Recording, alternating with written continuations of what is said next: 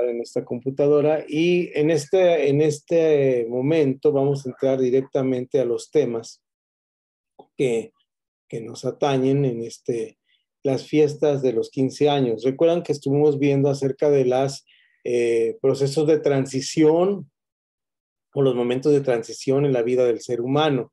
Hoy vamos a hablar acerca de esto y vamos a ver cómo influyen o caminan en el ser humano las diferentes actividades del ser humano. Naturalmente, como les dije, y les pregunté si ustedes celebraban algunas de estas fiestas, este manual no se trata definitivamente de imponer una norma o una forma de hacerlo. Es simplemente toma la ilustración general de la actividad que tienen algunas iglesias en Paraguay en la forma en que lo celebran, tomando en cuenta mucho el Instituto de Aquila y Priscila, que hay hermanos que tienen diferentes puntos de vista en cuanto a la celebración de las fiestas que llaman ellos tradiciones o fiestas que no tienen apoyo bíblico para festejarse. Esto es bastante interesante. Yo cuando los escucho, me parece que es un legalismo. Si bien es cierto que su principal base de ellos, para decir, ahorita vamos a ver un video, les mandé un video, un clip de un pedacito de un video interesante, donde el hermano que fue director de un instituto nos dice que a él le parece que es más peligroso no estar de acuerdo con las celebraciones que estar de acuerdo con las celebraciones, porque lo que estaba en contra Jesús, contra los fariseos, es que ponían las celebraciones antes de la palabra.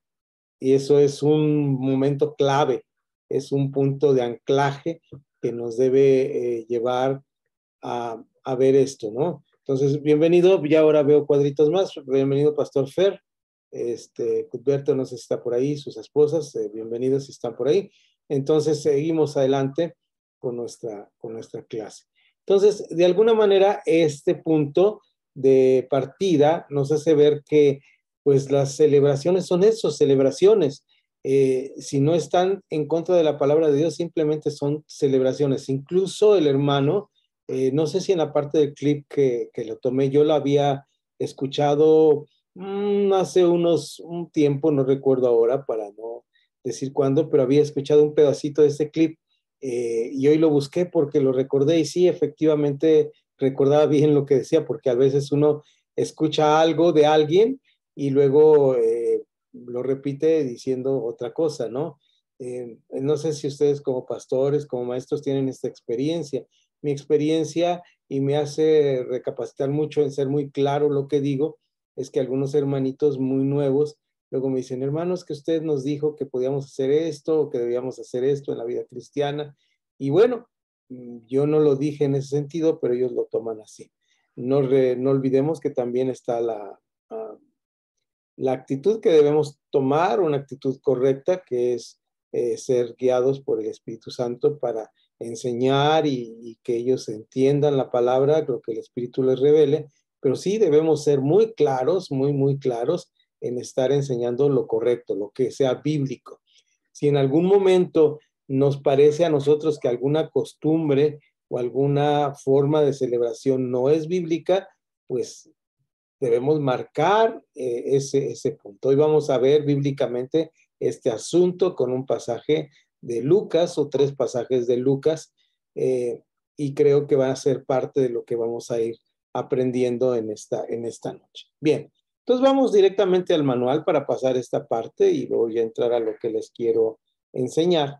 Y es en la página número 10, es la fiesta de los 15 años y dice ahí que esta fiesta de los 15 años en Señoritas es una oportunidad para ministrar. Ahí hacemos un punto y aparte, ya he aclarado bastante que hay diferentes acepciones de la palabra ministrar. Una de ellas es la que ustedes correctamente usan y el manual lo marca así porque ha sido tradición de la iglesia hacer este tipo de ministración o de servicio a los hermanos, orando por ellos, escuchándoles y demás, pero también llamamos ministración a la oportunidad que tenemos de servir a los que no son cristianos a través del culto cristiano. ¿Y cuál es la base bíblica para esto? Pues seguramente será clarísimo que es Corintios, cuando Pablo tiene que instruir a la iglesia y le dice a la iglesia, no están ministrando cuando llega un inconverso a la iglesia y les huye hablar en otras lenguas y no hay interpretación de lenguas. Más allá de la discusión de las lenguas y de la interpretación de lenguas, es clarísimo que si nosotros hacemos algo en la iglesia que la gente no entiende, pues no le estamos ministrando. Es como ir misa en latín, ¿verdad? En el mismo sentido, no estar entendiendo lo que la gente está hablando. Entonces, dejamos este primer renglón con esta idea. Es interesante observar que también en las costumbres judías se encuentra la presentación en el templo de jóvenes doncellas con el propósito de señalarles con deberes y responsabilidades. Me parece que lo rescatable de este manual es esta parte que habla sobre las tradiciones judías, donde a las señoritas se les llena con deberes y responsabilidades. Es un momento clave de deberes y responsabilidades.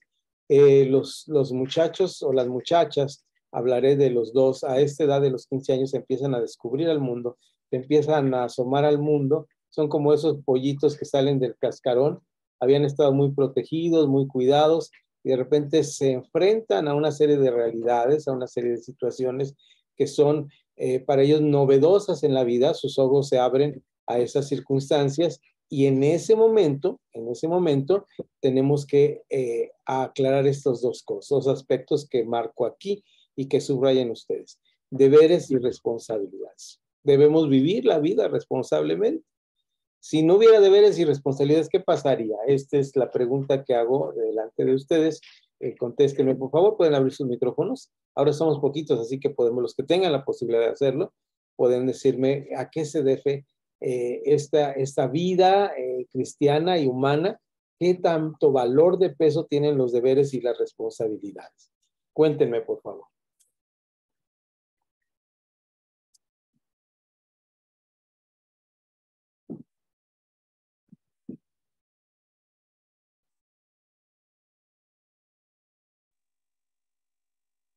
Adelante, Pastor Miguel Ángel. Los deberes y las responsabilidades yo creo que se toman desde temprana edad, no necesariamente desde los 15 años, ¿no?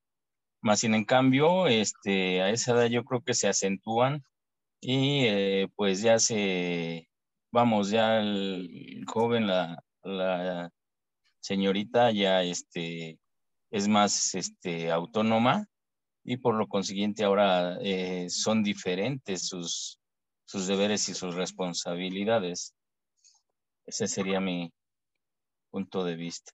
Excelente, Pastor Miguel Ángel, y así es, no es el momento de empezar a hablar de deberes y responsabilidades, definitivamente se van formando desde bien chiquitos, pero sí es el momento, como bien lo aclara, donde ellos ya tienen cierta autonomía y entonces ante esta autonomía tienen la obligación de tener verdaderas responsabilidades, verdaderos deberes.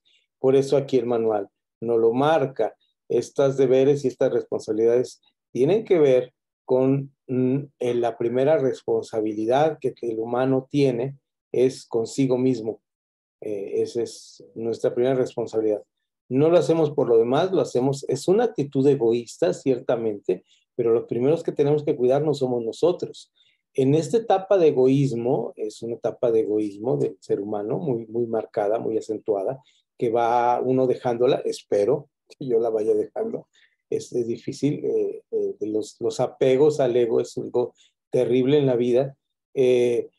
Tenemos que ir marcándole al joven que no lo hace por los demás, no lo hace por satisfacer al papá o a la mamá, lo hace por cuidarse a sí mismo. El cuidarse, protegerse a sí mismo es parte de la responsabilidad de cada uno de nosotros como seres humanos. Entonces, es el momento.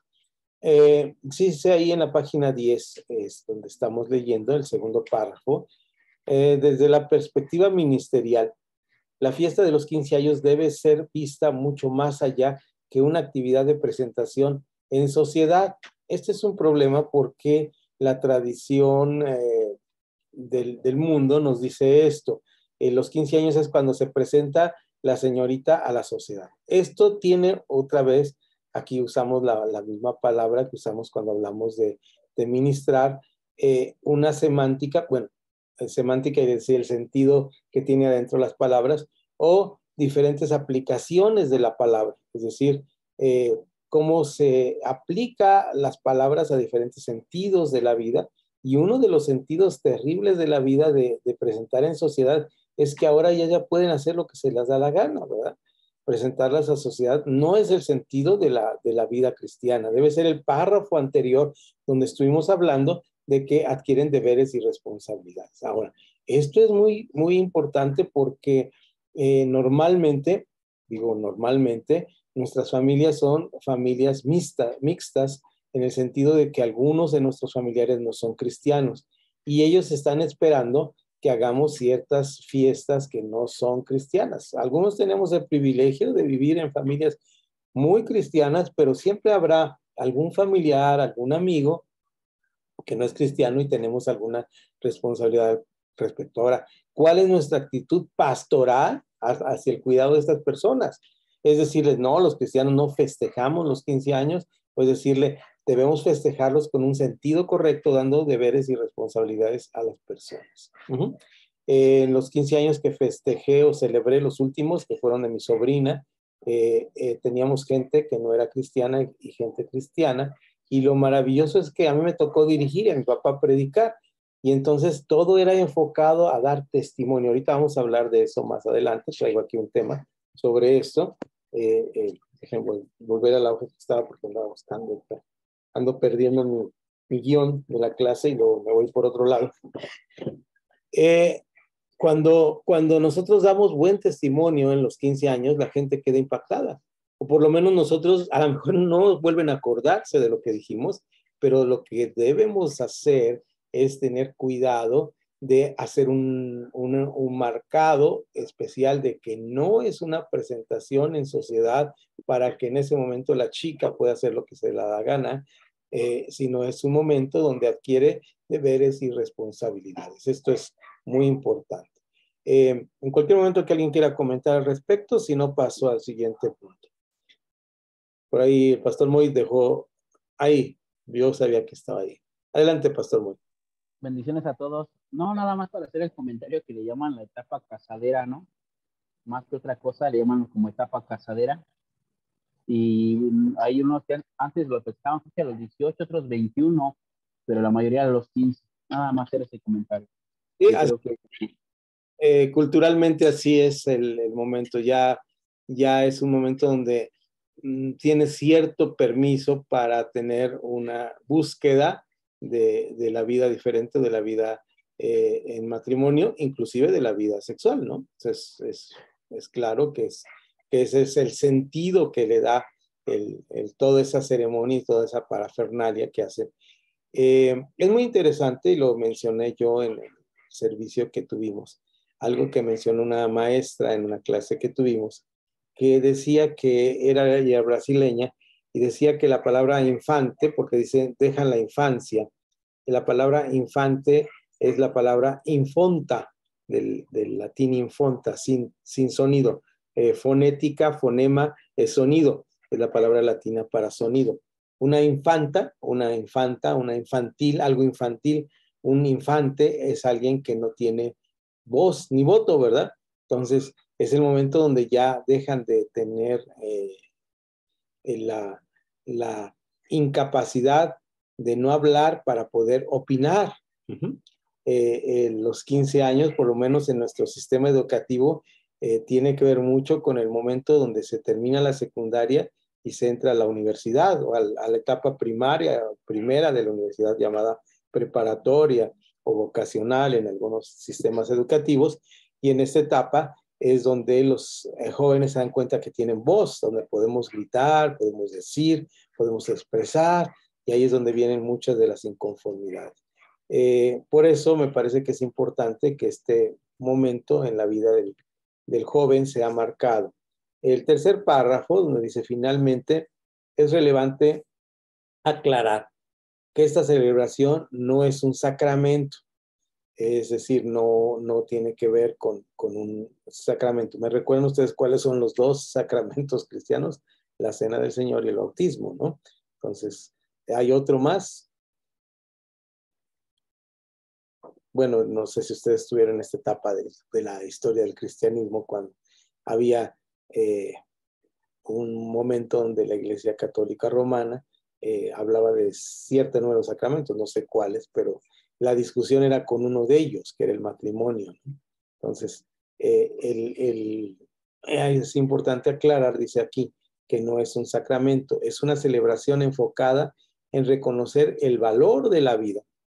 Esto hay que subrayarlo. Cuando cumplimos años, cuando festejamos a alguien, estamos festejando la vida.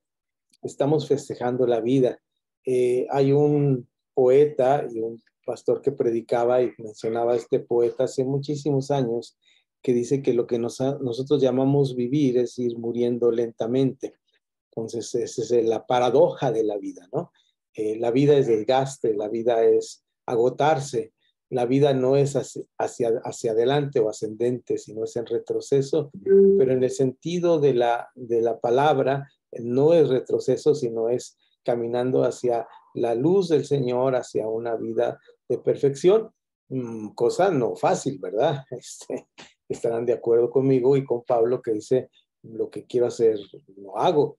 Y esto no es un permiso para hacer cosas malas, al contrario, es un llamamiento a reforzar nuestro crecimiento cristiano. Entonces, este de los procesos es muy importante, que marquemos cuando festejamos 15 años estos factores, subrayemos todo esto.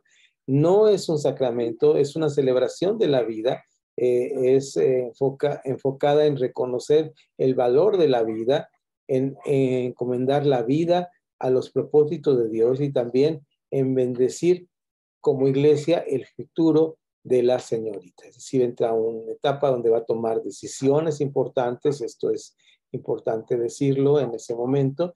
Todo esto tenemos que decir para que nuestras celebraciones de 15 años no sean una copia al carbón, más o menos sancochada con versículos bíblicos o cosas del cristianismo, sino que sean verdaderamente trascendentes, que impacten la vida. Aquí es donde quiero tomar un camino diferente en mi guión para hablar de un tema que me interesa hablar, porque cuando yo estaba preparando esto y cuando yo tomé esta clase, me vino a la mente estos pasajes de la Biblia que quiero que me acompañen.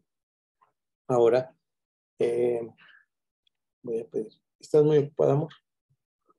La Biblia. La Biblia.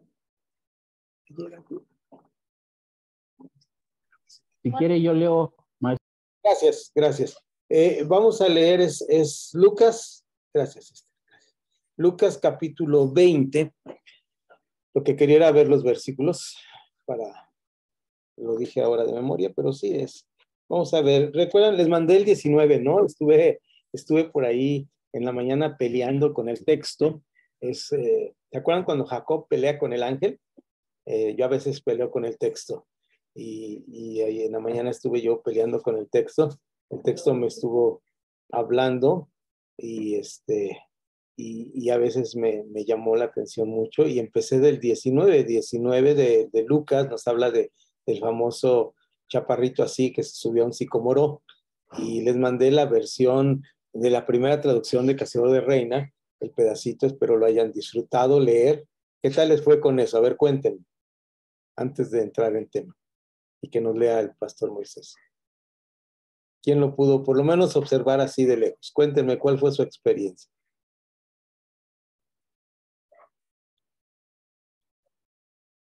¿Sí? ¿Ninguna experiencia? Bueno, véanlo.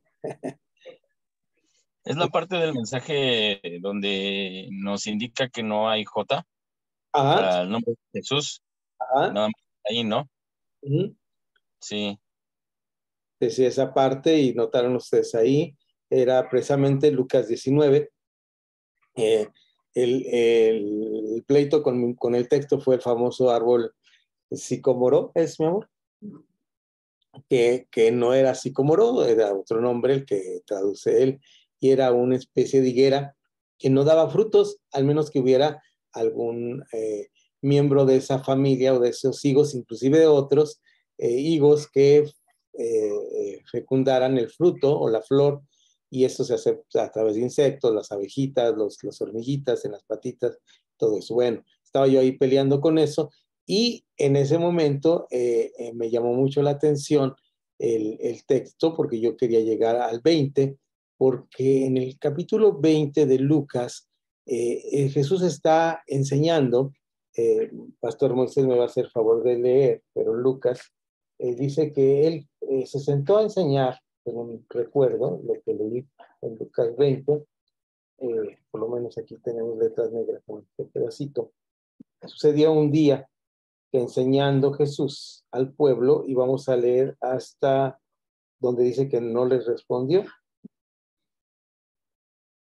Hasta ahí vamos a leer que ese dice que no les responde. Entonces discutieron entre sí. Pero, ¿cuál es el primer versículo, maestro? El primero vamos a leer desde el 1 hasta el 8. 1 al 8 Okay. del 20, por favor, estimado hermano. Claro que sí. Sucedió un día que enseñando Jesús al pueblo en el templo y anunciando el evangelio, llegaron los principales sacerdotes y los escribas con los ancianos y le hablaron diciendo: dinos, ¿con qué autoridad haces estas cosas? ¿O quién es el que te ha dado esta autoridad? Respondiendo Jesús, les dijo: os haré yo también una pregunta, respondedme. ¿El bautismo de Juan era del cielo o de los hombres? Entonces ellos discutían entre sí diciendo: si decimos del cielo, dirá, ¿por qué pues no le creí? Y si decimos de los hombres, todo el pueblo nos apedreará, porque estaban persuadidos de que Juan era profeta. Y respondieron que no sabían de dónde fuese. Entonces Jesús les dijo: yo tampoco os diré con qué autoridad hago estas cosas. Aunque después, gracias pastor, aunque después le responde con la parábola y la alegoría. Sin embargo, el pleito que tenía yo con el texto es por qué Jesús empieza, o cuál es lo que detona esta pregunta de ellos. Ellos estaban muy molestos porque había comido con el chaparrito Zaqueo, ¿no? Entonces, él era un publicano, ellos se creían perfectos, ellos se creían, y se dan cuenta que menciona las 3 rangos, si no me equivoco. Ahí dice que estaba en el templo enseñando, y entonces llegaron los principales sacerdotes, los escribas y los ancianos. Es decir, iban en combinación a atacar a Jesús, ¿no? A tentar, a ver, ¿con qué autoridad enseñas esto? Y aunque vamos a hablar ahorita de autoridad, vamos a ver primero cómo es nuestra autoridad para enseñar. ¿Cuál sería nuestra autoridad para festejar unos 15 años, por ejemplo? Esa es la pregunta que en el fondo de nuestro corazón como pastores y maestros nos hacemos cuando nos invitan a una celebración como esta. Por lo menos es en mi parte. Y mi respuesta siempre es: tengo que dejar una huella en las personas que no son cristianas y en los que son cristianos de lo que es la vida cristiana. Esto me lleva a Lucas capítulo 3. No voy a mencionar versículos, pero ustedes lo recuerdan. Es el testimonio de Juan el Bautista. Dice que Juan era una persona que iba aplanando el camino para el Señor, en el capítulo de Lucas, así lo describe Lucas en el capítulo 3, y este hombre, Lucas, nos cuenta que él era un hombre muy especial. ¿Por qué? Por varias cosas. En primer lugar, él vestía con piel de camello, comía miel silvestre y langostas, era su comida, su dieta. Y lo otro que lo hacía muy especial, además de bautizar, que ahorita vamos a seguir hablando del bautismo, era que su forma de predicar era muy especial. ¿Cómo predicaba Juan el Bautista? ¿Alguien me recuerda sus palabras? Utilizaba algunos adjetivos calificativos para los que lo escuchaban. Generación de víboras. Generación de víboras, ¿verdad? Nos gusta algunas veces este predicador Juan, ¿no? Recuerdo un hermano, en la carne lo sé, en el espíritu no lo sé, que fue a un instituto bíblico y empezó a oír hablar de los bautistas. No les voy a decir el nombre del hermano, pero posiblemente ustedes lo conocen.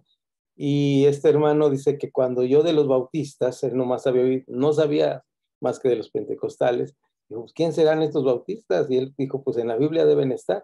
Entonces empezó a leer los evangelios y encontró a Juan el Bautista. Dice, pues quién sabe cuál era la doctrina, pero de que predicaban muy duro, ¿no? Entonces era una forma de ver cómo predicaba Juan el Bautista. Ahora, esta forma de predicar de Juan el Bautista naturalmente es confrontativa, es una forma confrontativa de predicar. Ahora, en nuestra actualidad, siglo XXI, ¿qué resultados tendría un Juan el Bautista predicando en una estación del metro en la Ciudad de México? El metro Musqui. ¿Cuál sería? A ver, cuéntenme, ¿qué piensan ustedes? ¿Qué... Del Metro Musquis, ese sí lo conozco. Ah, sí, el del metro Musqui. No, tiene que tener el mismo resultado. A mí me gusta mucho la confrontación, porque sin confrontación no hay arrepentimiento, no hay conversión. Necesitan la gente confrontar. Ahorita a veces yo voy en contra de muchas situaciones de los predicadores porque se vuelven más humanistas. Es muy triste esto, la verdad. Como no tienen el poder de la palabra o del evangelio para convertir, tratan de hacer adeptos a través de alimentos, de fiestas, de lo más social, o sea, más que el poder. Y Pablo lo decía, o sea, porque vosotros no recibiste el Evangelio con palabras persuasivas, ¿no? Sino con poder del Espíritu Santo. Y a veces nos enfocamos en esta parte de como los tianguis, ¿no? Mira, si aceptas a Jesús te va a ir bien. No, eso no tiene, le va mal o al contrario, sale resentido. No, nada más me acerqué a Jesús y pasó esto, pasó el otro. Entonces, es más, más de confrontación. Yo soy así también, más de confrontación que de social. Social, la verdad, humanistas, no me gusta. Trato de no caer en esa situación. No porque no lo haga, sino porque simplemente a veces uno se acomoda a ser más social que meterse en la oración, en el ayuno, el empoderarse, en la lectura de la palabra. Ese es mi punto de vista sin ofender a nadie. Claro, el evangelio, la predicación confrontativa sigue teniendo un valor muy especial, como dice el pastor Moisés, y debe alejarse mucho de lo que se llama el evangelio fácil. El evangelio fácil es, voy, predico en la calle o en un estadio, levantan las manos y digo, yo convertí a 30 personas esta noche, o a 300 o a 3000, pero no les doy seguimiento, no sé si realmente hay una conversión. Eso es el evangelio fácil, donde prometo, como bien decía el pastor, el te va bien si recibes a Jesús, pero el momento en que les enfrentan a las pruebas, recuerdan que el evangelio está, la predicación de la palabra está sujeta, esto es muy importante, está sujeta a lo que predicó Jesús, y en cuanto a sus alegorías y sus sermones importantes sobre el sembrar la semilla, ¿no? Donde cae la semilla. Y hay un famoso escritor que dice, bueno, la primera pregunta que me hago al leer este pasaje de que parte cayó en buena tierra y en otra en mala tierra, ¿por qué no escojo solamente la buena tierra, no? ¿Por qué no preparo y abono la buena tierra? Entonces, esta parte es importante. Ahora, regresando a Millón del Evangelio confrontativo, sí es cierto lo que dice el pastor Moisés, y estoy de acuerdo. A veces al pecado hay que llamarlo pecado. Hermanos, no hay otra manera de llamarlo. Cuando nosotros hablamos de algún tema en especial con nuestros hijos, con nuestros nietos, que descubren alguna circunstancia de pecado, decirles, no hay otra forma de decir, estos hermanos, estos amigos, estas personas están en contra de la voluntad de Dios. No podemos cubrirlos, ni taparlos, ni esconderlos. Están en contra de la voluntad. No es la voluntad de Dios esto. Si alguien quiere seguir por ese camino, lo sigue. Eso es ser confrontativo y está bien. También predicar confrontativamente está bien. Sin embargo, me parece que encontrar una persona y decirle víbora por el camino, pues no es muy prudente, aunque podrán tener la autoridad espiritual para hacerlo, pero me parece que hay unas maneras más cristianas y espirituales, lo que estaba hablando por Pastor Moisés, que me llamó mucho la atención. Desde mi espiritualidad, ¿cómo puedo confrontar a estas personas? ¿Cómo sería una predicación confrontativa de mi parte? Una confrontación confrontativa de mi parte es, mira, tú haces esto, pero yo no lo hago. Yo recuerdo mucho me llamó mucho la atención un día que yendo en mi carro me detiene un policía, en mi carrito, y me dice que pues que tengo que detenerme y presentarle los documentos, y en ese momento yo no tenía uno de los documentos. En la última, aquí no hay tenencia, aquí hay refrendo, que son baratos. Yo no tenía el último refrendo del carrito y entonces estaban en un operativo para detener los carros. Y entonces le dije, pues proceda. Y él me dice, pues no, mire los problemas que se va a meter, yo podría, si usted quiere ayudarse, yo le puedo ayudar, ya saben todo el rollo que he hecho, ¿no? Entonces le dije, no, proceda lo que sea. Es que no, usted no sabe lo que va a sufrir por esta falta de inteligencia emocional suya, de no quererse ayudar por unos cuantos pesos, podría salir de aquí. Nunca me pidió así, pero ustedes saben el lenguaje que utilizan. Entonces, después de un rato fue y hizo unas de esas de radio que hablan, y me dijo que me parara adelante, volteaba y veía el carrito, se regresaba, hacía que anotaba algo. Y después de un rato yo tenía todo el tiempo del mundo. Yo en ese tiempo ya había empezado a trabajar aquí en casa. Yo venía a casa después de dejar a mi hija o mi esposa, no lo recuerdo, y regresé y me dice, oiga, ¿usted es abogado o conoce a alguien en el gobierno? Esa fue la pregunta concreta, ¿verdad? Y mi respuesta concreta, no, ninguna de las dos cosas, soy cristiano y no doy cohecho. Y hagan de cuenta que fue tan confrontativo que yo sentí esto hacia atrás. ¿Sí han visto a alguien cuando le hace así? Estaba siendo confrontativo con él, estaba confrontando con la realidad. Nuestra labor cristiana es ser confrontativos. Y desde entonces yo he dado testimonio que una manera de ser confrontativo es portándote bien y siguiendo la voluntad de Dios. Cuando tú haces lo que Dios dice, que puedes no hacerlo perfectamente, eres ser humano y fallas, pero fallas porque tú quieres fallar o porque yo quiero fallar. Nadie te obliga.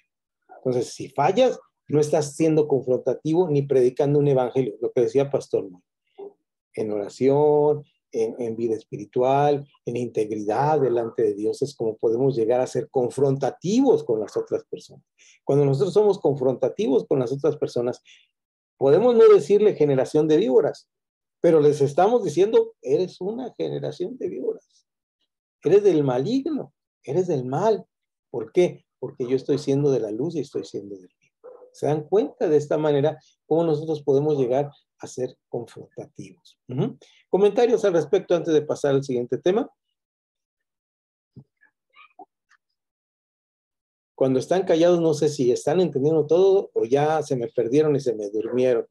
Voy a pedir que prendan los que sea posible sus cámaras, por lo menos para verles con nosotros, para saber que están ahí. Ahí está, Pastor Moy. Sí, yo lo veo. Pastor Abel, gracias. ¿Qué tal su viaje? Gracias, hermanos. Qué bueno saber que están ahí. Ya, si no, no quiero que estén muchos. Gracias, Pastor Abel, que es gusto saludarle. Pastor Fer y compañías. Pastora Raquel, qué gusto saludarle.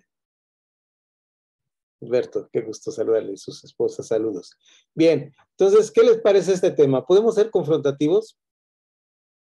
¿Qué piensan? De esta manera también podemos, además de la manera que acertadamente ha dicho el pastor Moisés, también podemos ser confrontativos de esa manera. Me parece que sí. A toda la gente que quisiera llevarse cosas. A ver, vamos a ver si el pastor... Pero creo que debemos ser confrontativos porque la confrontación orilla a aceptar el pecado, ¿no? Entonces, no es, vamos, en las cuestiones del Señor no se puede ser de manera diferente, ¿no? O confrontas al pecado o no te enfrentas al pecado, ¿no? Pero desconocido. Gracias, pastor. Le agradezco su comentario y exactamente ese es el punto. No hay margen, dice el pastor Abel, correctamente no hay margen de maniobra. O pasas por este lugar o no pasas, ¿no? Me llama mucho la atención con lo que dice el pastor, que dice cuando la senda es angosta, yo siempre he dicho que esta alegoría no significa que somos poquitos, sino que hay que pasar con cuidado por donde vamos a pasar. Entonces, la senda angosta es este camino donde no hay margen de maniobra, donde no podemos decir, pues un poquito acá, un poquito allá. es así o es así. Como dicen los paraguayos, sí o sí. Es así las cosas, sí o sí se hacen las cosas. Entonces, este es el tema que quería tocar con ustedes y la mayoría de las decisiones que debemos tomar para celebrar o no celebrar los 15 años tienen que ver en este sentido. Vamos a hacer unos 15 años, pero vamos a ser confrontativos en este sentido. Vamos a ser muy confrontativos diciendo, miren, nosotros vivimos de esta manera. Nosotros vivimos de esta manera y es la manera que vivimos. ¿Dónde se es confrontativo? Pues en el mundo. Es la oportunidad que tenemos de ser confrontativos. Si yo estuviera encerrado aquí y nunca saliera a la calle, pues no puedo ser confrontativo con el señor que me pide mordida, ¿verdad? No podría ser confrontativo.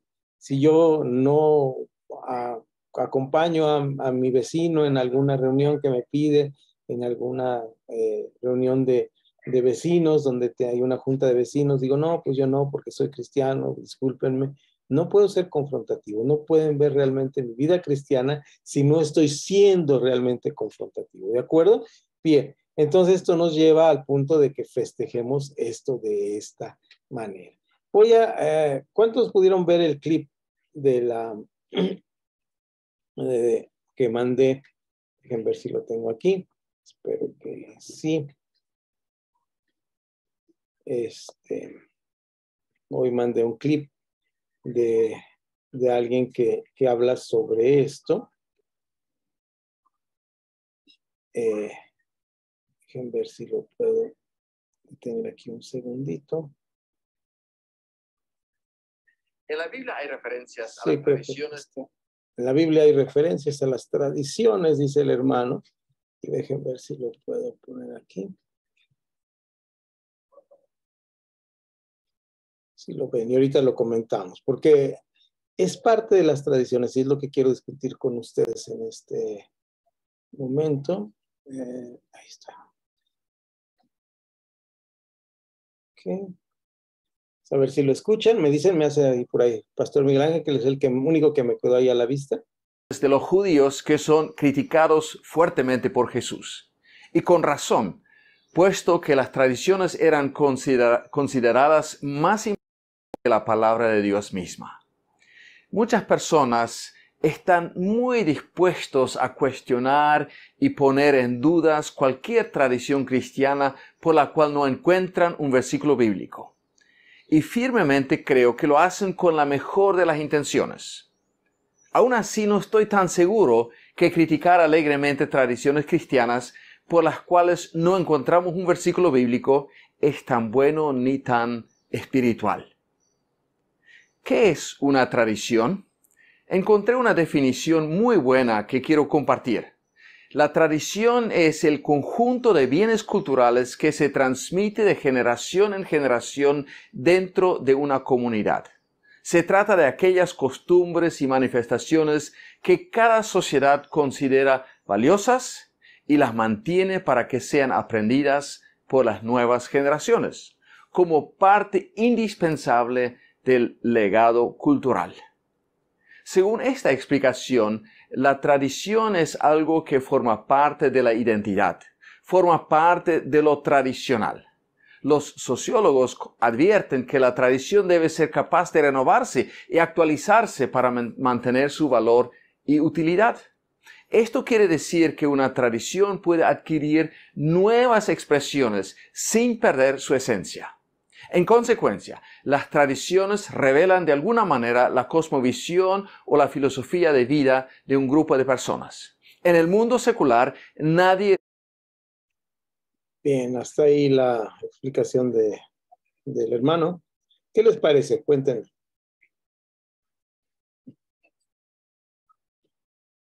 Porque la discusión es esta, ¿no? La discusión es, debemos festejar las costumbres del mundo o lo que no está en la Biblia, como los 15 años, en lo que acabamos de discutir. ¿Qué es una tradición? Aquí nos da una definición. ¿Qué piensan? ¿Quieren masticarlo mejor verlo después o ya tienen algún comentario al respecto? Una retroalimentación, una reacción a lo que dice el hermano.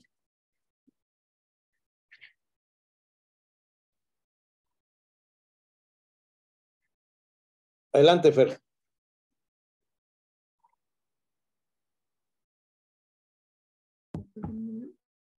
Dios les bendiga. Buenas noches. En relación al comentario del pastor, el hermano, se me hace muy certero, ¿no? Porque cuando es donde ya caemos en un error, ¿no? Es necesario obedecer a Dios antes que a los hombres. Pero también hay tradiciones que se tienen que celebrar y respetar. Dice la Biblia que nadie te juzgue por fiestas, por comida, ¿verdad? Entonces, yo creo que yo he predicado en la iglesia, ¿no? Muchas veces tenemos familia inconversa y nos invitan, un ejemplo, a un bautismo, ¿no? A un bautismo de un bebé, ¿no? No hecho conforme lo hacemos nosotros. Y podemos asistir por testimonio a esas familias y no comportarnos como ellos se comportan. Jesús era amigo de publicanos y pecadores. ¿Y cómo van a reconocer de Cristo si no es por nuestros testimonios? Si no, como decía Felipe, perdónale, eunuco, ¿cómo sabré si alguien no me predica, no? Entonces, el hecho que a lo mejor vean a un pastor en unos 15 años no cristianos, pues sería una blasfemia, ¿no? Pero quizás va por amistad y por dar testimonio y por predicar, ¿no? Porque muchas veces queremos que ellos sí vengan a la iglesia y nosotros no accedemos a ir, ¿no? No con eso quiere decir que nos vamos a ir a contaminar o a practicar lo que ellos practican. Entonces, es mi punto de vista. Gracias, Pastor Fernando. Muy interesante el tema y la discusión que abre, ¿no? Porque ya está hablando de algo que inclusive yo en algún momento, una compañera de trabajo me invitó a ser padrino, compadre de ella para estar en el bautizo de su hijo. Y tengo mi ahijado y yo lo acepté hace muchísimos años, el muchacho ya es grande, lo acepté diciéndole que sí en el sentido bíblico y cristiano, sí. Entonces, pues ha sido una de mis asistencias a la iglesia católica yo creo que algunos rasgarán sus vestidos sin asistir como antes lo había hecho. Mi asistencia a la iglesia católica, yo nací en un lugar cristiano, yo pensaba que los que no eran cristianos como yo no existían en el mundo y que yo debería bajarme la banqueta y pasar por enfrente de la iglesia del otro lado cuando pasaba por una iglesia católica porque eran ateos y eran no cristianos, entonces, y adoraban a demonios. Ese era mi concepto de niño, y yo pensaba que todos en el mundo eran cristianos, todos en el mundo eran cristianos. Toda mi familia que yo conocía, mi círculo cercano era cristiano. Sí, Raquel, ahorita te doy la palabra. Y en algún momento yo asistí a las iglesias católicas para ver el arte, para escuchar el silencio, para oír música muchas veces, pero jamás para buscar a Dios. Eso para mí era una herejía. Y en esta ocasión que fui padrino, con esta salvedad y aclaración que no iba a cambiar de religión, ni iba, y si el sacerdote aceptaba que un protestante lo fuera, lo iba a hacer. Escuché un buen sermón y lo que descubrí fue que tienen una venda estos hermanos o estas personas católicas en sus ojos, porque esta persona les habló lo que era el compromiso de crear a un hijo. Y dijo, ustedes están aquí, no están pensando en Dios, están pensando en emborracharse, en la fiesta, y no van a tener responsabilidad sobre este chiquillo. Adelante, doctora Raquel. Dios les bendiga, amados hermanos. Pues difiero un poquito, ¿verdad? De eso, de asistir a esos lugares. Dios me sacó de ahí, la verdad, y creo que pues no es nada bueno. Dice la palabra de Dios, ¿qué comunión tiene la luz con las tinieblas? Nada que ver, porque quieras que no, cuando sales de ese mundo, el piecito, algo, o sea, estás oyendo cosas que no. Yo tuve en el inicio de del cristianismo, yo tuve como que contendía con mi esposo porque yo le decía, ¿por qué tú no vas con mi familia y yo sí voy con la tuya? ¿Por qué tú no vas? Y él me decía, y él me remarcaba mucho, porque ahí pura borrachera, hablan de botellas, hablan de cuántas mujeres anduvieron con ellos, de qué clase, cuántas borracheras se han puesto en la semana o en el tiempo. Es lo que habla tu familia, y yo no me gusta estar escuchando eso. Y yo no lo entendía, y yo entiendo perfectamente que pues todavía estaba tibia, la verdad, y no entendía eso. Y un día que yo tuve la oportunidad, todavía tibia, fui a un convivio con mi familia ahí y de verdad yo anteriormente no sentía nada. O sea, no notaba la diferencia, pero cuando una ocasión llegué y me senté a la mesa, llegando, me senté a la mesa y me dieron de comer, mi hermana me atendió, me dio de comer y yo llevaba el regalo porque era para el cumpleaños de su nieta. Y mis hijos nunca quisieron ir, desde pequeños ellos no me seguían. Entonces yo fui y me senté y empecé a oír cómo platicaba mi cuñado con sus compadres y oían todo lo que estaba hablando, pero de verdad yo digo, aquí fue el Espíritu Santo trabajando en mi vida, abrió todos mis sentidos espirituales y haz de cuenta que me retumbaba así como que todo lo que hablaba él, groserías, las botellas, las borracheras, todo. Y yo decía, ¿pero qué hago aquí? Y no tenía ni media hora de haber llegado. Apenas me iban a dar de comer y todo. ¿Qué hago aquí? Y empecé a entender que el Espíritu Santo no quería que yo estuviera en ese lugar. Y de verdad, desde ese momento dije, me voy. Terminé de comer, le dije a mi hermana, gracias, me voy. No, ¿cómo crees? Si falta la piñata, falta el pastel. No, ya me voy y no me salí porque iba yo sola. Me salí, hasta mi hermana me decía, es que te vamos a llevar. No, ahorita me voy. Pero yo, de verdad, el Espíritu Santo me incomodó tanto estar en ese lugar que decidí salir y entendí que pues no tenía por qué estar participando con ellos. La verdad, aunque fuera mi familia, los amaba, me di la oportunidad más adelante de estar con ellos, visitarlos, voy a sus casas y ellos lo entendieron. Desde aquel tiempo jamás me volvieron a invitar a una de sus fiestas, jamás. Y yo puedo visitarlos, platicar con ellos, ellos pueden venir a casa y hemos tenido ahora la experiencia y la bendición de poderle predicar a esa hermana que fue tan rejega y ella recibió a Cristo y recibió sanidad y liberación en su corazón. Así, o sea, como que para mí no es el lugar acertado, ¿verdad? Bueno, para mí, respeto las decisiones de los demás, pero para mí como que no es el lugar correcto. Y yo creo que les puedo predicar en otro momento, no es precisamente en las fiestas. Que Dios les bendiga.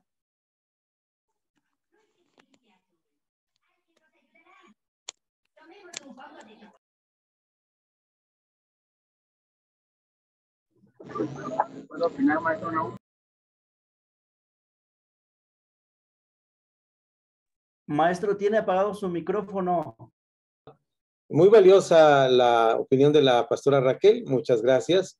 Sí, así es. Quiero aclarar, decía hace un momento, que yo no estoy agendando fiestas en el mundo, no en mi agenda no están, no estoy hablando de esto, ni estoy diciendo que sea correcto ir ahí. Claro, estoy totalmente de acuerdo que es un lugar del demonio y que es el reino del mal.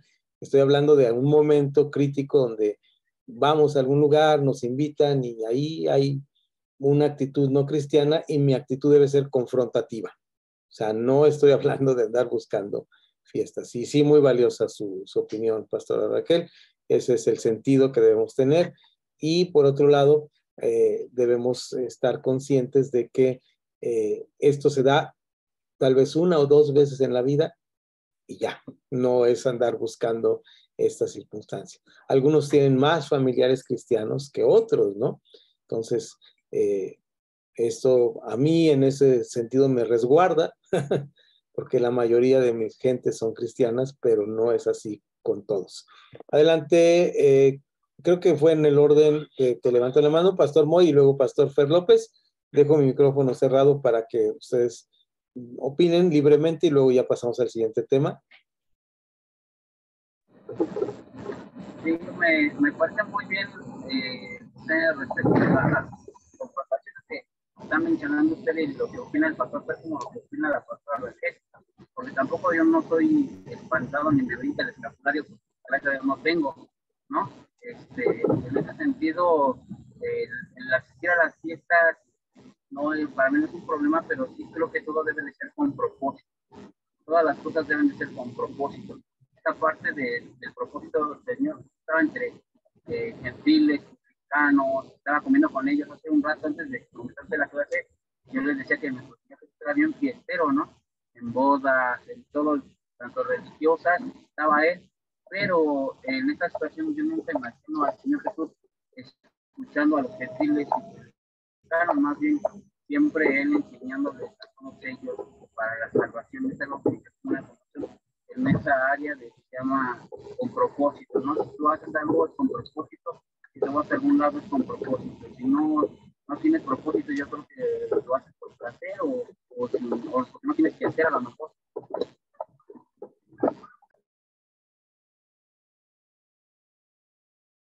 Adelante, Fer.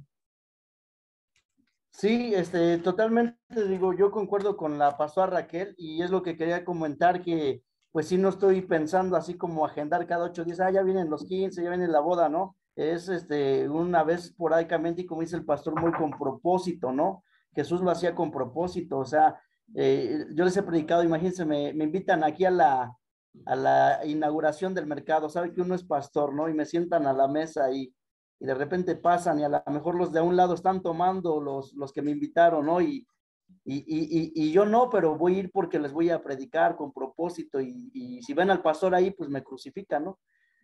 Y quiero darles un testimonio. Fíjense que en diciembre se casa uno de mis primos, él no es cristiano, y toda la familia con la que convive y baila y toma, la que siempre está cercana a él, porque pues uno casi no está ahí, no va a ir, le canceló. Entonces ahora el que es cristiano, pues lo va a acompañar, ¿no? Lógico, con un propósito, ¿no? Y él se sorprendió porque pensó que yo era el que no iba a ir y todos los demás iban a ir, pero pues... Sí, hermano, entiendo sus comentarios y además queda muy en la conciencia, como bien afirmó al final de su participación la pastora Raquel, acertadamente es como Dios nos mueve por su Espíritu Santo a no meternos en ciertos lugares. La última cosa que quiero aclarar ahorita con lo que están diciendo, a cada uno de nosotros nos apelan diferentes pecados y diferentes cosas. Hay cosas donde yo no puedo meterme ni debo ir, que a ustedes les daría risa, ¿verdad? Porque a ustedes no les afecta. Lo mismo al revés. Entonces, debemos ser muy respetuosos con aquellas personas que tienen cierta sensibilidad espiritual y cierto, que dicen, no, yo ahí no me meto, ¿verdad? Entonces, así es, hermanos, respetemos y enseñemos a nuestros congregantes, a nuestras personas, si vamos nuestras debilidades, no decir, hermano, soy un pecador y mire, he hecho esto y esto, no, o sea, dice que los quedó sepultado en lo más profundo de la mar, sino decir, hermanos, no tengo tales problemas con la mentira y yo prefiero no hacer esta encuesta o no prestarme a este testimonio que me estás pidiendo que haga delante de los hermanos en un juzgado o de los no cristianos, porque pues yo a veces cuando hablo estoy hablando de algo que puede ser, ¿verdad?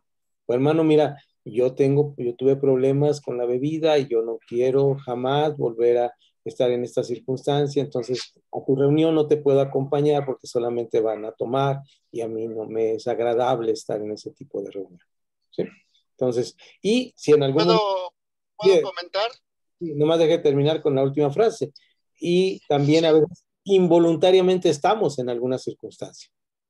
O sea, involuntariamente llegamos a un salón de clases, llegamos a una conferencia, llegamos a un grupo de amigos donde no planeamos y alguien empieza a decir cosas que están mal.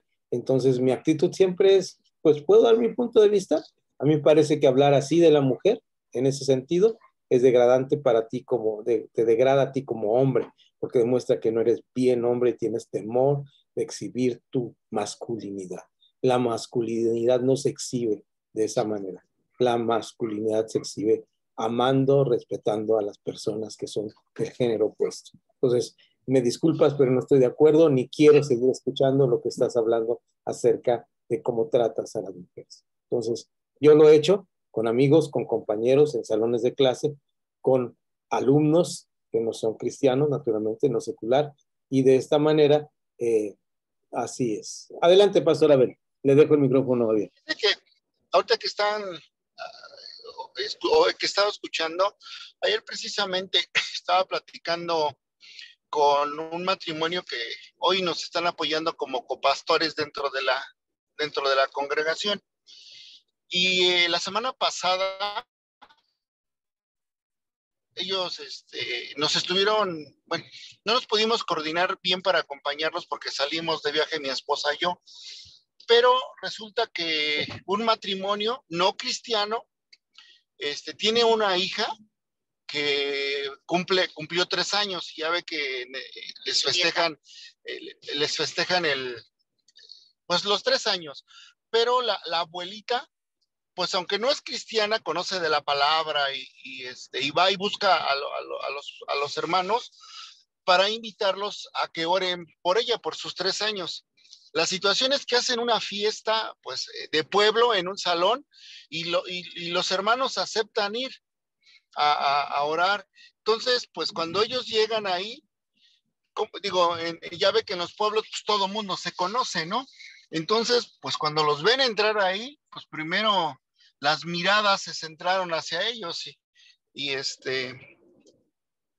ellos fueron y los mismos pastores empezaron de alguna manera a presionar a esta familia para que ya dieran el mensaje que se tenía que dar.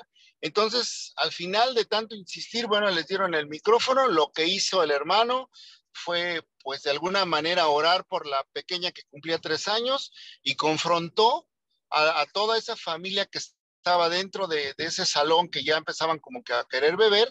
Los confrontó con el pecado, terminó y se despidió. Entonces, creo que esto encaja mucho con lo que dice el pastor Fer López, ¿no? O sea, hizo el trabajo que Dios le envió ahí a hacer, confrontar el pecado, bendecir a esa pequeñita, y se retiró. Entonces, pues se nota o debemos de notar que somos diferentes, que somos luz ante toda la gente que no conoce de la palabra, y que tampoco se nos es prohibido nada, pero que sí sabemos escuchar el Espíritu Santo y retirarnos en el momento en que tengamos que hacerlo. Ese es mi comentario.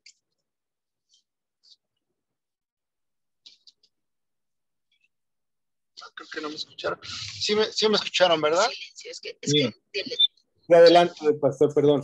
Adelante, muy, muy interesante su comentario y muy apropiado eso último que dice: todo me es lícito, pero no todo me conviene. Tengamos ahí en cuenta esto, desmarcándonos muy bien. Y si hay alguna cosa, como dice la pastora Raquel, que no me conviene desde antes, ¿para qué voy? Adelante, pastor Manuel. ¿Me deja citar una parte, una porción de la palabra, maestro Naú? ¿Sí me escuchan ahí? Perdón. Sí, pastor Manuel. Sí, ok. Dice la escritura en Mateo capítulo 9, verso 10, dice: y aconteció que estando él sentado a la mesa en la casa, he aquí que muchos publicanos y pecadores que habían venido se sentaron juntamente a la mesa con Jesús y sus discípulos. Cuando vieron esto, los fariseos dijeron a los discípulos: ¿por qué come vuestro maestro con los publicanos y pecadores? Al oír esto, Jesús les dijo: los sanos no tienen necesidad de médicos, sino los enfermos. Id pues y aprended lo que significa misericordia quiero y no sacrificio, porque no he venido a llamar a justos, sino a pecadores al arrepentimiento. Hablaban hace rato acerca de lo que es respetar las tradiciones de las personas, pero yo creo que nosotros sabemos quiénes somos, y la escritura dice que el que sabe hacer lo bueno y no lo hace, le es pecado. Entonces creo que aquí hay una situación que vivió el Señor Jesús con sus discípulos.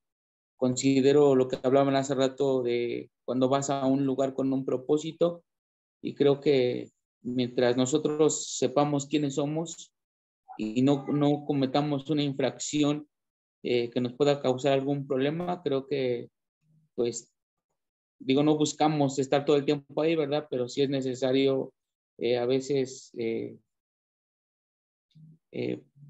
pues, de cierta manera, el estar ahí con el estar ahí en ese tipo de situaciones, bueno, pues hacerlo con mucho respeto, hacer lo que tenemos que hacer y después irnos de ahí. Ese es mi comentario, mi maestro Nau. Gracias, Pastor Manuel, y gracias a todos por esta participación. Y recordemos mucho que nuestro trabajo es dar testimonio y ser luz. Me llama mucho la atención, para cambiar un poquito de tema, cómo las tradiciones marcan nuestras vidas de alguna manera. Lo que comentaba el pastor Abel es algo muy común en nuestra cultura mexicana. Antes no se les ponía nombre, si es así, amor, hasta los 3 años a los niños. Hemos leído eso, ¿verdad? Porque se decía que pasando los 3 años ya podían ponerle nombre porque ya no se iba a morir. Ya veían que había una gran mortandad entre los niños del siglo pasado y antepasado, principios del siglo pasado, entre los niños. Entonces, esto marcó una tradición como esta de la que nos acaba de narrar el pastor Abel. Entonces, es una tradición que no podemos quitar de los pueblos, los usos y las costumbres, debemos respetarlas. Es complicado, no digo que sea sencillo, es complicado, porque los primeros enemigos del evangelio, y a mí me estremece mucho, me llena de temor santo y de un dolor muy grande la vida del apóstol Pablo, cuando dice: los que eran los míos fueron los que me acusaron, los que estaban conmigo, los que estaban a mi lado. Cuando dice Gálatas, dice, como perros me mordieron. Quisiera que, dice, por algo como la circuncisión, me gustaría que se amputaran, porque me acusaron. Él está dolido en su corazón. ¿Por qué? Porque dice, le acusaron, dice, lo esperaron, lo emboscaron, le pretendieron trampa. El mismo Jesús fue acusado por uno de sus seguidores, señalado. Su mano derecha le negó 3 veces. Tiene que reeducarlo diciéndole: Pedro, ¿me amas? Y toda esa circunstancia nos hace ver que cualquier manera de radicalizar de un lado o de otro. Aquí vimos los 2 puntos de vista, el de la mano derecha y el de la mano izquierda. Es decir, me aparto del mundo, me separo del mundo, y eso ya lo vimos en algunas religiones en Estados Unidos.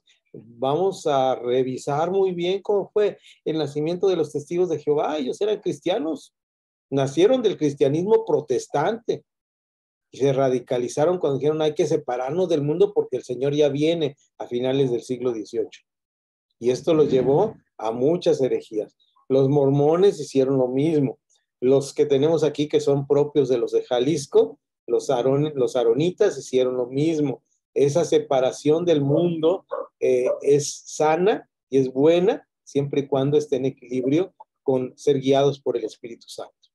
Que el Señor nos dirija y nos guíe a cada uno en particular, porque cada uno en particular el Señor nos va llevando de victoria en victoria, en ascenso en el camino, hasta que la luz es perfecta. Y cuando la luz es perfecta no hay sombra alguna. Pero recordemos la advertencia de Pablo en 2 Corintios 6. No damos a nadie ocasión de tropiezo para que nuestro ministerio no sea vituperado. No damos ninguna ocasión. Si a mí algún hermano en la fe me dice: hermano, el que usted se tome 22 tazas de café al día me causa un estropicio en mi vida, tengo que valorar, ¿verdad? Tengo que valorar eso. No tengo que argumentar teología, no tengo que argumentar Biblia, tengo que valorar que por mi hermano débil seré capaz de dejar esto. Eso es en lo sencillo, hermano. Ahora imagínense en lo profundo de mi corazón o de su corazón, aquellas cosas que siguen siendo tentaciones.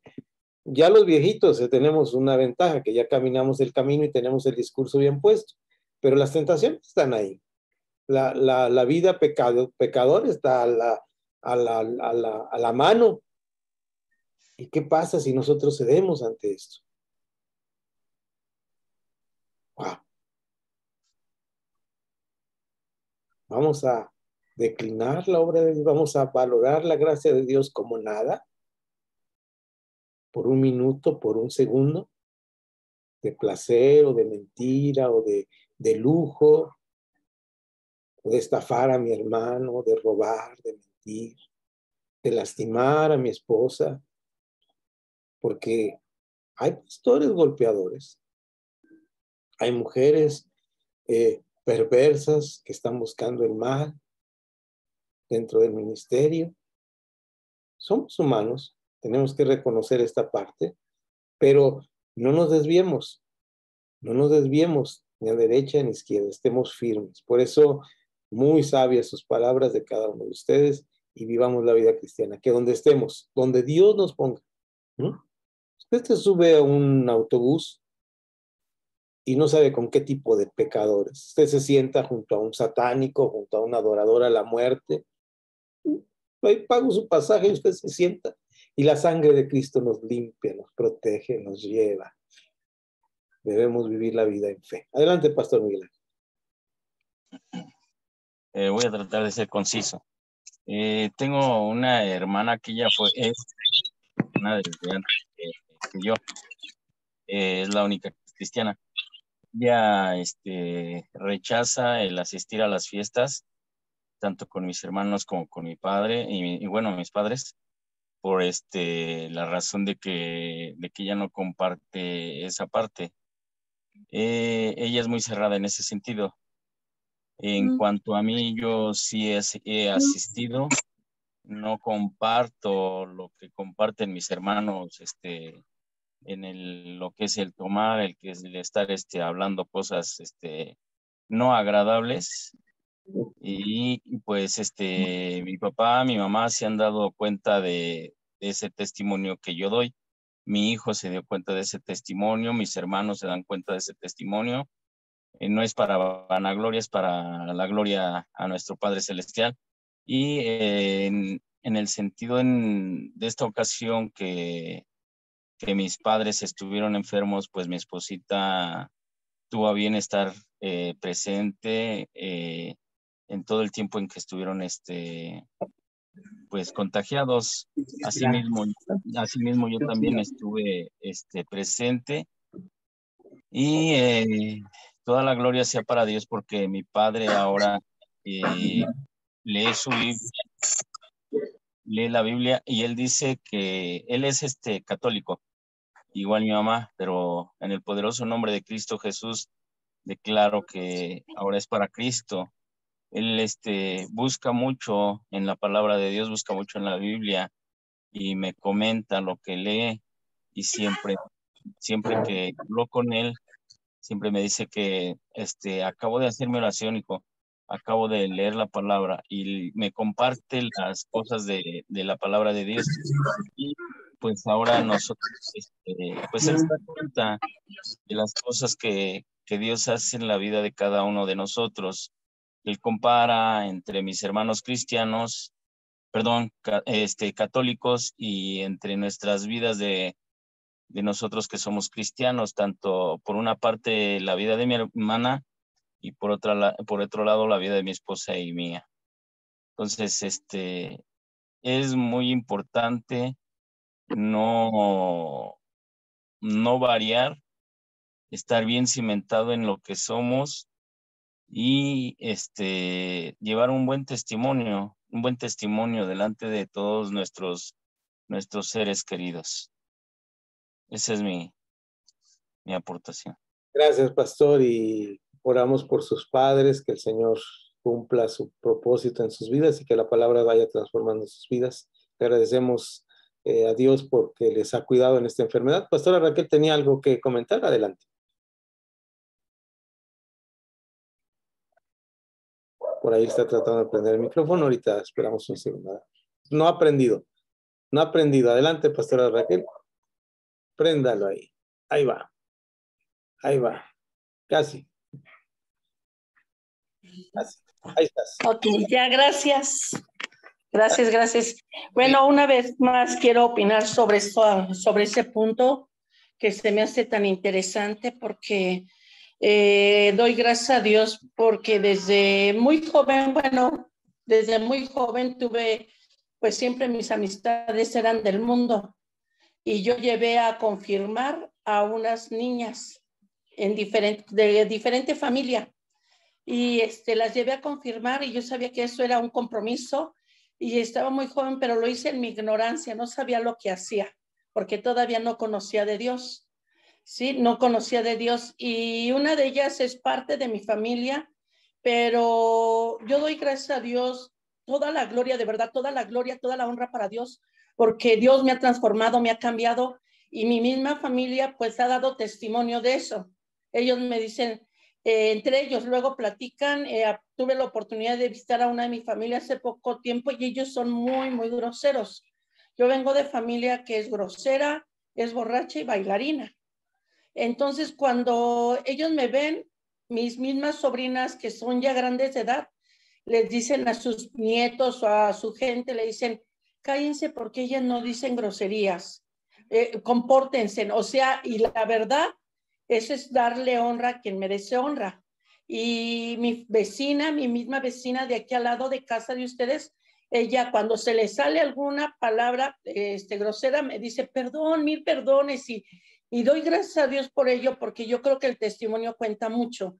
También de ello quiero testificar que agradezco a Dios porque mis hijos todavía estaban pequeños, ellos nunca me siguieron a que yo fuera a visitar a mi familia en sus fiestas, porque llegué a ir a sus fiestas, y mis hijos nunca quisieron ir, de verdad, dicen, yo no quiero ir con tu familia, no me gusta ir, y doy gracias a Dios, gloria a Dios, y también no, hoy de grandes cuando veamos la verdad, pues ellos nunca les gustó, y menos ahora de grandes, ya no voy ni a sus convivios, y puedo visitarlas en cualquier tiempo, pero también yo diría que tuviéramos el cuidado, porque si nosotros llevamos a nuestros hijos pequeños a esos lugares, pues ahí la verdad corren peligro también y un día a lo mejor les puedan recordar, pero si tú me llevaste, pero si tú me dijiste que fuéramos, yo digo, cuidado, ustedes saben lo que hacen, son siervos, gente madura, gente con mucho conocimiento de la palabra, cuidado a dónde llevamos a nuestros hijos para que luego no tengamos nada, no tenga nada que reprocharnos. Yo amo los amo a todos ustedes, pero yo les cuento mis experiencias y de verdad yo digo que no hay como estar fuera de, y cuando tengamos que predicarles, que sea no en tiempo de fiestas, en otro tiempo. Que Dios les bendiga grandemente. Gracias, pastora Raquel. Nuevamente muy valiosa su participación y lo que estás haciendo es siendo confrontativa, ¿no? Estás confrontando a tu familia cuando tienes este punto de vista. Bueno, se me fue el tiempo. Adelante, pastor Moy. Adelante, adelante. Esto no se... Sí, solamente quiero también confirmar lo que dice la pastora Raquel, porque eso es muy cierto. Nosotros lo enseñamos en todas las fiestas, tanto como en la de Halloween, Día de Muertos. Que muchos dicen, pues no tiene nada de malo comer un pan de muerto o algo así, ¿no? Pero pues te puedes comer algún otro pan, o sea, no sé por qué a fuerzas tiene que ser relevante el comer lo que está mal o asistir a donde está mal. Pedro, Pablo, también todos lo dijeron, ¿no? Que en ignorancia en otro tiempo, o así lo hacíamos por la dureza de corazón, porque no los conocíamos, pero ahora que lo sabemos, ¿para qué hacerlo? Con el pastor Pérez creo que también él conoció una persona que tocaba en los bares, tocaba, y era un ministro de alabanza, y tocaba en los bares, tocaba en los antros, los lugares de prostitución, y él decía, no, pues yo no peco, ni me pasa nada, y un día yo fui a su casa y hasta me abrió la puerta de su refrigerador llena de vino y todo, y queriendo que discutiéramos este asunto, pero en realidad ya, ¿qué más podemos hacer? No podemos estar excusándonos o mezclando las cosas. En realidad, lo que somos ministros y nos tenemos que comportar como él, como tal, y tenemos que hacer lo que Dios hace, lo que nos envía, no contaminándonos con las inmundicias, ¿no? Esa parte no es que la gente, fíjense que ahí en una parte también que se llama empatía, ya la gente lo ha tomado para dolerse con los que duelen y llorar con los que lloran, pero en realidad lo único que hacen no es levantarlo, sino quedarse ahí en ese estado crítico.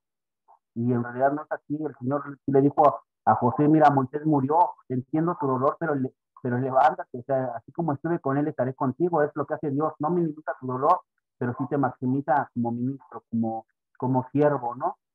Igual David, todos los siervos que perdieron a alguien o que sufrieron alguna situación, no minimiza tu dolor, pero sí te maximiza en el poder que Dios te da. Entonces, eso sí es yo creo que no es tanto para dialogar un tema, sino es tener un estado de conciencia como ministros, como siervos. Y tampoco yo puedo andar en el fuego y no me quemo, pero tampoco no es probarlo, ¿no? No aventarme del pináculo del templo y que sus ángeles me cachen, ¿no?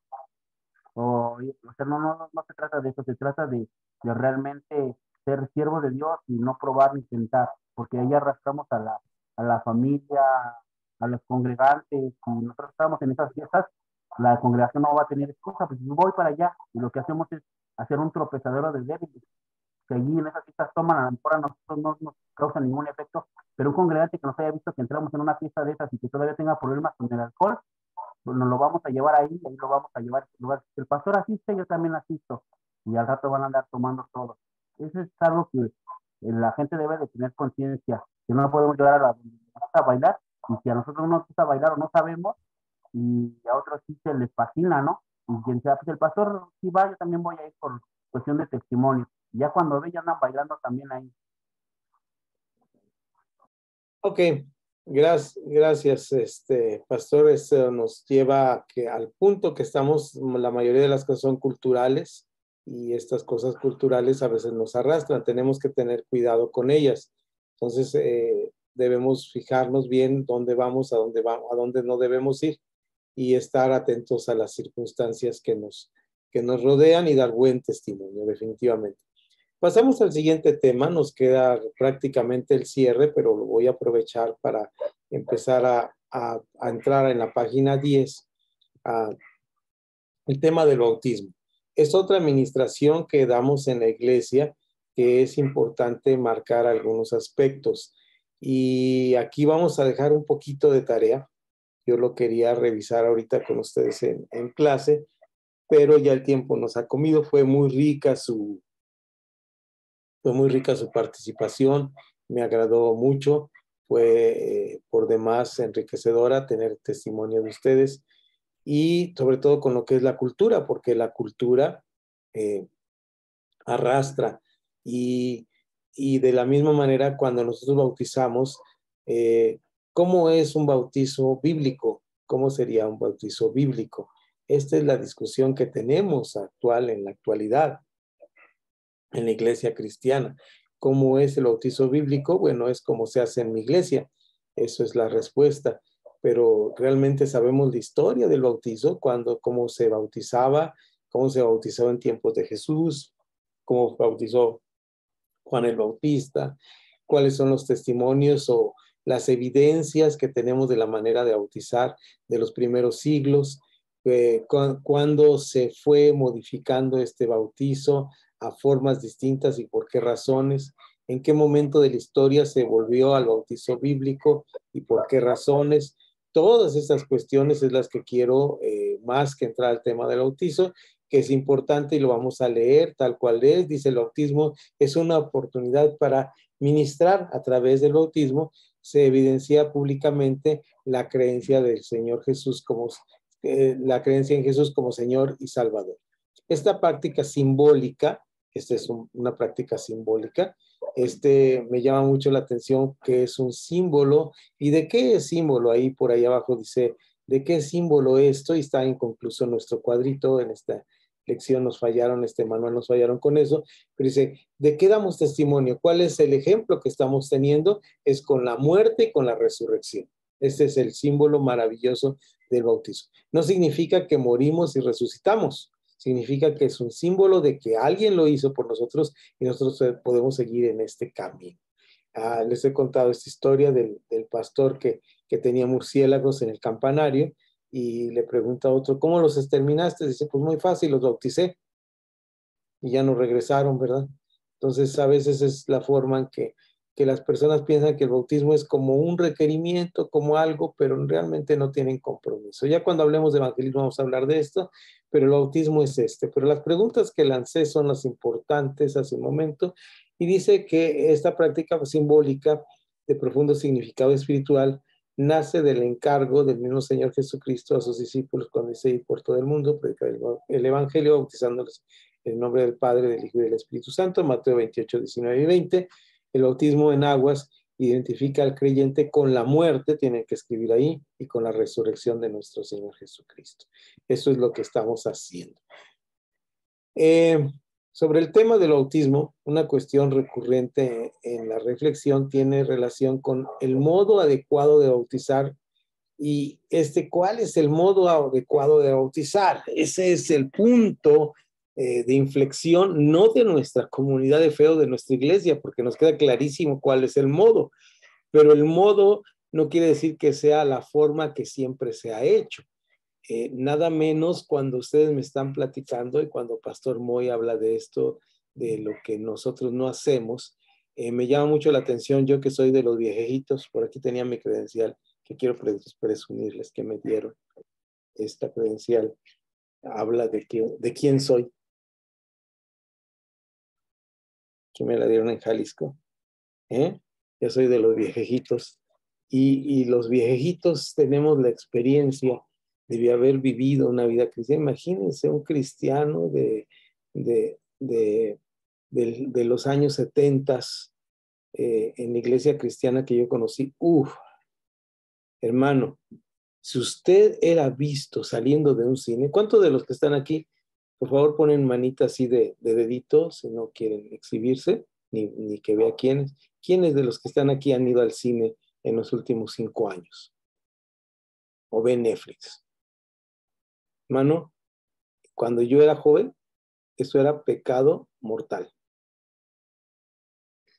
Nomás vi un dedito. No somos dos, los demás son salvos y no van al cine. Entonces, gracias a Dios por su vida, hermanos. Pero es que eso es lo cultural, hermanos. La vida y el cristianismo va cambiando. Nadie en sus 5 sentidos se imagina que el cristianismo como lo vivimos ahora, como usted el próximo domingo, yo el próximo domingo entraré a la reunión que voy a asistir, voy a ir y voy a pensar, así ha sido el cristianismo durante 20 siglos, con estas sillas, con esta carpa, en este jardín y el púlpito así, con esa computadora. No, el cristianismo ha tenido unas formas diferentes, porque la forma o la liturgia es el contenido de la realidad de Dios expresada a través de nuestros ministerios y nuestras vidas. De tal manera que es más que imposible que así sea. ¿Cómo fue el bautismo? Originalmente lancé una serie de preguntas y quisiera empezar a entrar. Pueden preguntar al señor Gogle. Ahora es difícil dar clases tanto en lo secular como en la iglesia, porque ustedes saben que tenemos esos aparatitos y al hermano Gogle, que aquí está dispuesto a contestarnos cualquier cosa, ¿no? Y a mí me han corregido hasta palabras en griego, hermanos. Y digo, caramba, si yo acabo de hacer mi curso de griego y ya me la corrigió aquí el hermano, ya me está diciendo otra cosa que no significa eso, porque el señor Gogle, porque saben que Gogle pues es un gran mentiroso, porque nos pone los resultados que más se han puesto, no los que son realidad. Tendríamos que irnos al Google académico para esto, pero bueno, por lo menos nos orienta de para dónde va la cosa. Y entonces podíamos preguntar a alguien, ¿cómo eran los primeros, cómo era el bautismo en los tiempos de Jesús? A ver, ¿cómo se imaginan ustedes que era el bautismo en los tiempos de Jesús? Porque nos dice aquí el manual un tema muy interesante que en clase que tuvimos casi perdíamos el tema de llegar al final, porque aquí hubo una discusión enorme sobre esto. Aquí dice, ¿cómo se practicaba? La reflexión tiene relación con el modo adecuado de bautizar. ¿Cuál es el modo adecuado de bautizar?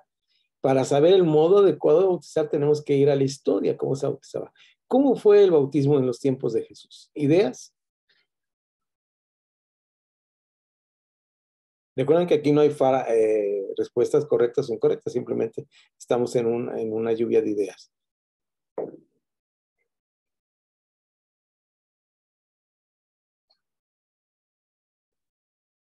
Parece que se me durmieron todos. Yo creo que lo dejamos para la próxima clase que despierten.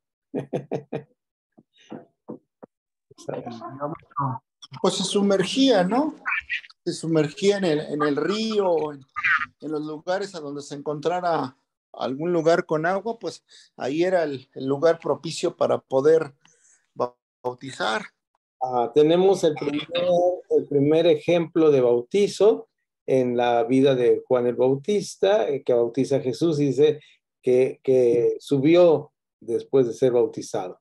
Y subió significaban dos cosas, o que se había metido al fondo del río o que se estaba saliendo del río. Ahí tenemos la discusión, pero la palabra en su original se ha discutido si realmente quiere decir sumergir o empapar. Esa es la palabra bautismo, ¿verdad? Hasta donde nuestra lingüística y nuestro conocimiento del griego alcanza, hasta ahí era el asunto.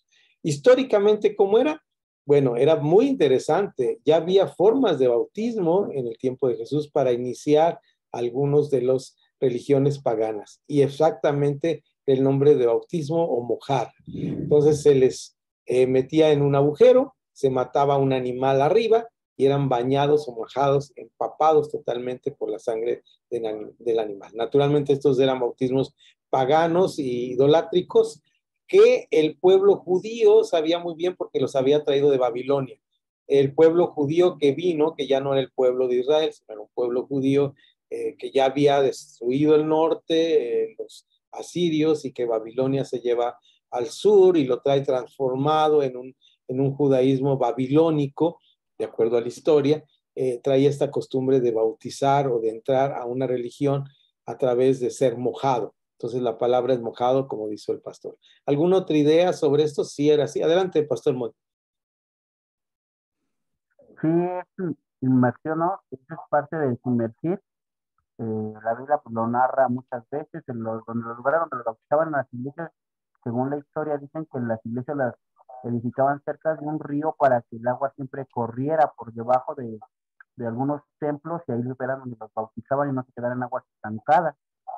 Y en el primer bautismo que yo leí en la Biblia es cuando Dios eh, dice, descúbrase lo seco, ¿no? La tierra estaba bajo el agua, estaba el espíritu, el agua y la tierra, y salió y se fue purificada. Entonces, son los elementos que el Señor Jesús marca y dice que debe ser del espíritu y del agua, ¿no? Esos son elementos muy, muy importantes, no nada más del agua, sino del espíritu, y es nacer de nuevo.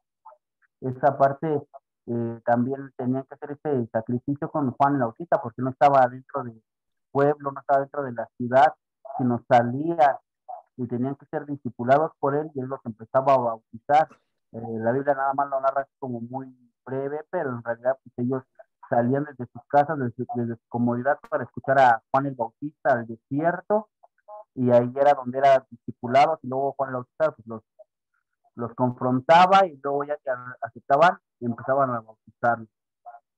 Así es, y este bautismo era de arrepentimiento. Muy buenos datos dados por el pastor Moisés, porque efectivamente el bautismo tiene sus orígenes en el sentido del agua con que fue bautizada la tierra, ¿no? Y también tiene sus orígenes en el mar muerto, ¿no? Cuando dice, Pablo mismo lo refiere, que dice fueron bautizados a través de cruzar el mar, mar muerto, el mar rojo, los hebreos que salieron que precisamente la palabra hebreo viene de una frase del arameo que significa pasados por agua. Los que cruzaron el río, los que fueron mojados en el río, los que fueron empapados en el río, y todo esto tiene que ser un bautismo. Ahora, ¿qué pasó? Lo que está diciendo el pastor Moisés es una verdad histórica muy interesante. Las iglesias estaban cerca de lugares de agua, pero hay un momento en la historia del cristianismo que se conoce como la universalización, dada por Constantino en el año 313, y en esa constitución llega Constantino, él es el emperador, imagínense, el mero patrón. ¿Quién es el mero patrón del mundo ahorita? Pues no sé, pero hagan de cuenta que el mero patrón del mundo, porque ahora como hay chinos y hay americanos, pues ya estamos en problemas, y además hay países emergentes, pues ya tenemos otros problemas. Imagínense que el mero patrón dice, ¿saben qué? Que todos ya van a ser cristianos. Y esto los metió en un problema muy interesante a la iglesia. Muy interesante el problema en el cual estaba la iglesia. Ahora tenía, para ser cristianos, ¿qué necesitaban hacer? Bautizados. Y entonces las multitudes a bautizar eran enormes. Y pasaron dos cosas. Primero, la iglesia, que eran por las casas, en todos los evangelios y en sobre todo en las cartas de Pablo y en el libro de los Hechos, se nos narra clarísimo que los primeros cristianos no tenían iglesias, aunque su iglesia del templo era en Jerusalén, fue destruida en el año 70. era por las casas, ellos iban por las casas, en la casa de Lidia, en la casa de Cornelio, eran las iglesias en las casas. Y lo que pasa en la católica son dos cosas importantes. La primera cosa importante que pasa es que por un lado tenemos que la iglesia se convierte en esto, en muros. Ya no son las personas, ya no es la comunidad de fe, se pierde el sentido de comunidad. Y Constantino dice, todos los edificios públicos que antes se usaban para correo, para alimentar a los caballos, para tener a los soldados, por decreto presidencial, digo, por decreto del emperador, ¿verdad? Estos serán ahora iglesias. Entonces, la iglesia se convierte en muros. Desde ahí, entonces, el pastor sufre la maldición de Constantino, que es cargar las llaves de la iglesia. Ustedes saben, los llaveros de los pastores son titánicos. Debería hacer alguien un estudio fotográfico de los llaveros de los pastores, sobre todo de iglesias grandes, ¿no? ¿Cuántas llaves tiene que cargar un pastor?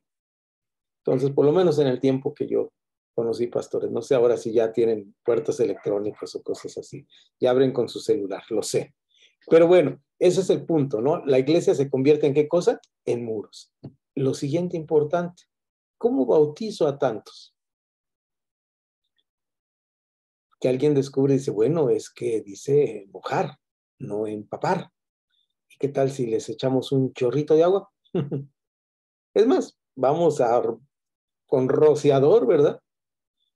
Con rociador. A mí me llama mucho la atención que hay lugares en el mundo donde no hay agua y tienen que caminar kilómetros en África para ir a un mar y se convierten. Ahora nosotros mismos tenemos en nuestras comunidades de fe un hermano que tiene un nombre rarísimo y dice que le llamen Safari.